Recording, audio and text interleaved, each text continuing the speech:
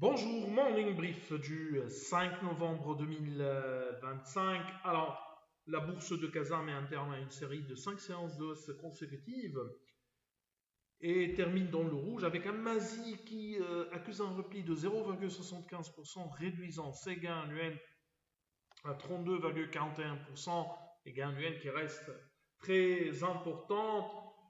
Volume d'échange de plus de 263 millions de dirhams, donc on replie par rapport à la moyenne des dernières séances, dont 128 millions de dirhams de volume transigé sur Bank of Africa. Pour ce qui est des principaux, pareil, un TGCC qui était parmi les titres les plus actifs, avec un volume qui dépasse les 22 639 000 dirhams, 17 63 000 dirhams échangés sur Alliance. Pour ce qui est des principaux écarts de la journée, on a Rebap paniquement de 5,99%, 2,85% de hausse pour Involis.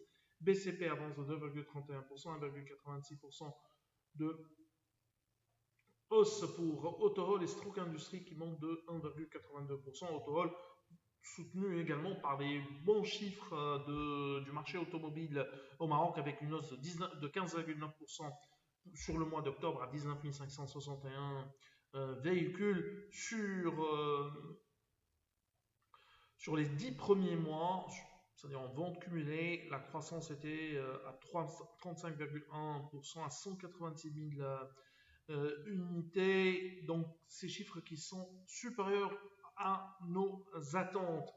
On a également parmi les principales hausses de la journée, Stroke Industries qui monte de 1,82%.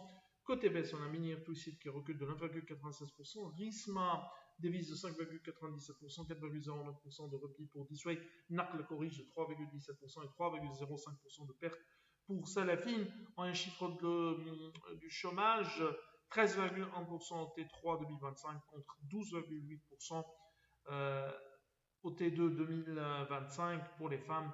Chez les femmes, le taux de chômage était autour de 21,6% au T3 2025. Alors, on a Agdital qui a annoncé des chiffres qui sont inférieurs à nos attentes pour le troisième trimestre. Mais bien sûr, ils sont en croissance de 34% à 1 milliard pour le revenu, à 1 milliard 30 millions de dirhams sur les 9 mois. Chiffre d'affaires en hausse de 55%, 3 milliards 120 millions de dirhams contre 57% attendu par Alpha Mena. Les nouveaux établissements ouverts en 2024 et 2025 ont généré un chiffre d'affaires de 946 millions de dirhams. La capacité a augmenté à 4419 lits au 30 septembre, comparé à 4111 lits au S1 avec 39 établissements. Donc,